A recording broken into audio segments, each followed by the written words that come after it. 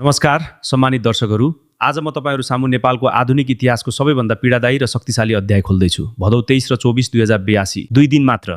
तर यी 2 दिनले हाम्रो युवा पुस्ताको आवाज, हाम्रो शासन व्यवस्थाकी कमजोरी र हाम्रो राष्ट्रको भविष्यलाई एउटै ठाउँमा उभ्याइदिए। अतीतमा शक्ति ती व्यक्तिहरूको हातमा थियो जसले एउटा सत्य बुझेका थिए: डर प्रेम भन्दा बढी विश्वसनीय हुन्छ। इतिहासले दयालुहरूलाई सम्झदैन, इतिहासले निर्णायकहरूलाई सम्झन्छ। आज हामी एउटा अभूतपूर्व किनारमा उभिएका छौं। एउटा विश्व नेता जन्मिँदैछ जसलाई जन्म दिएको होइन तर निर्माण गरिएको छ। आज शक्तिले फरक मुख धारण गरेको छ। यो अब राजा र विजेता मात्र होइन, यो प्रभाव, एल्गोरिदम र धारणा हो। पुटिन र सी जस्ता व्यक्तिहरूले देखाए कि आधुनिक शक्ति मौन हुन्छ तर पूर्ण हुन्छ।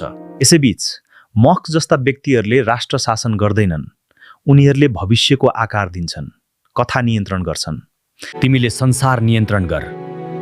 अब युद्ध भूमि होइन, यो सूचना हो, सूचना हो।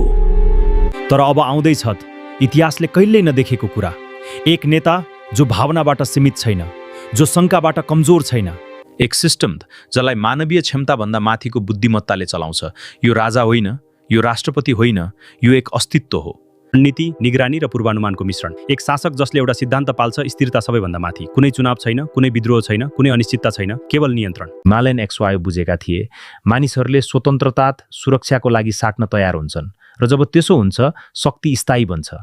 अर्को विश्व नेता आउँदैछ, युद्धबाट होइन, चुनावबाट होइन, विकासबाट। एउटै प्रश्न मात्र छ: के तिमीले यसलाई चिन्न सक्छौ? योले तिमीलाई नियन्त्रण गर्नु अघि